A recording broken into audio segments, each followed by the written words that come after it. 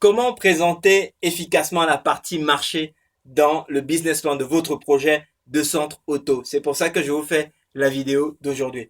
Alors, quand vous rédigez votre business plan, qui est le document en fait qui vous permet de faire la promotion de votre projet auprès des différents interlocuteurs que vous allez rencontrer, que ce soit la banque, que ce soit les organismes d'aide, que ce soit même votre famille, que ce soit vos proches, parce que le vrai problème des entrepreneurs, c'est que, eh bien, quand ils montent des projets, ils pensent que, voilà, depuis des mois, ils sont dessus et que tout le monde le comprend comme eux. Eh ben, c'est pas vrai. Mais c'est votre business plan qui permet de savoir si votre dossier, votre projet est vraiment ficelé ou pas. Et une partie de ce business plan, il a plusieurs parties. Je vous ai fait d'autres vidéos là-dessus, avec des vidéos sur chaque partie. Dans cette vidéo, je voudrais vraiment qu'on se concentre sur la partie marché. Concrètement, qu'est-ce que vous avez sur la partie marché et comment est-ce que vous devez la rédiger pour donner toutes les réponses à vos interlocuteurs, les séduire et créer chez eux le sentiment que votre projet tient la route et donc leur donner envie de vous suivre. Et c'est donc ce qu'on va voir.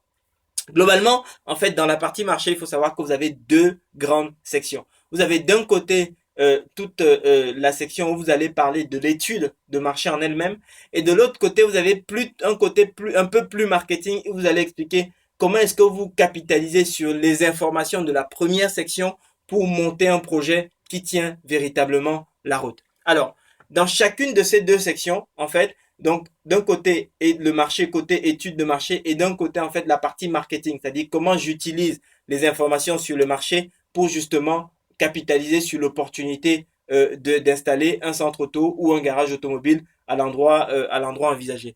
Alors, maintenant, dans chacune des sections, vous avez deux sous-parties, ok? Donc, deux parties principales, marché et puis marketing, et dans chacune des parties, deux sous-sections.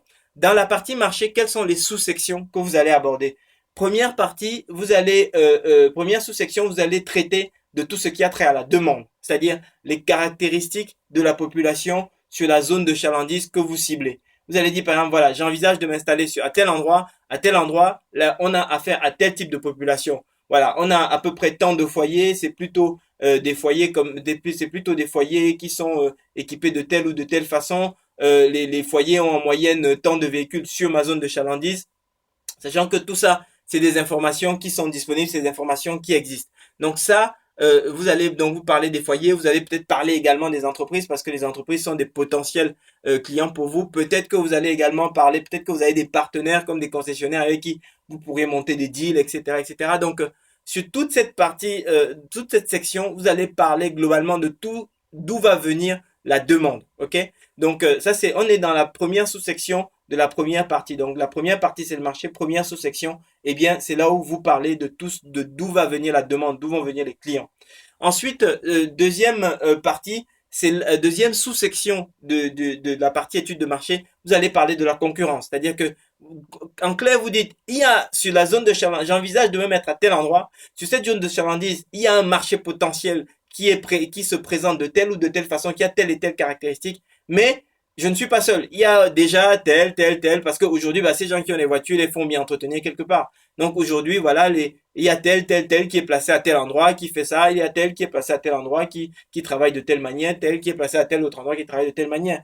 Donc vous présentez de façon générale la concurrence. Et ici, vous présentez à la fois la concurrence directe, mais vous présentez également la concurrence périphérique. C'est-à-dire que peut-être qu'il y a des gens qui ne sont pas exactement sur le même type de concept que vous allez faire. Peut-être que vous allez monter un centre de réparation rapide, mais peut-être qu'il y a des concurrents qui sont plutôt en centre auto avec surface de vente. Donc ça, c'est quand même, c'est pas la concurrence directe, mais ça fait partie de vos concurrents. Donc il faut bien penser à parler de tout le monde. Sinon, parce que c'est de là que vient en fait la crédibilité de votre dossier. Si vous oubliez des concurrents ou vous ignorez des concurrents, on va se dire celui-là c'est un rêveur et on va pas le suivre. Donc c'est la raison pour laquelle il faut être vraiment pointilleux sur cette partie-là de votre document.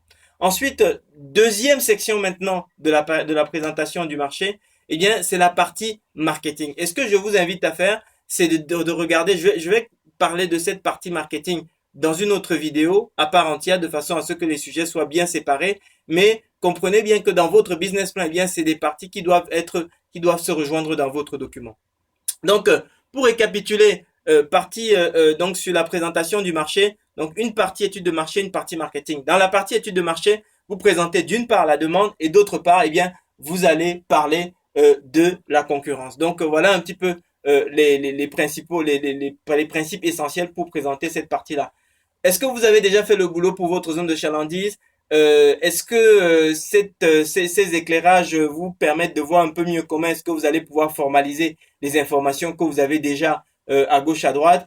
Quelle est la partie qui vous paraît la plus compliquée à rédiger? Tout se passe dans les commentaires. J'ai vraiment envie de vous entendre. Ne venez pas simplement vous récupérer toute l'info et vous partez comme un voleur. Vous n'êtes pas un voleur, donc commentez la vidéo, inscrivez-vous, likez la vidéo parce que c'est cet échange, c'est cette chaleur humaine qui donne envie de continuer de vous les faire. Merci de votre attention et très bon succès dans votre projet.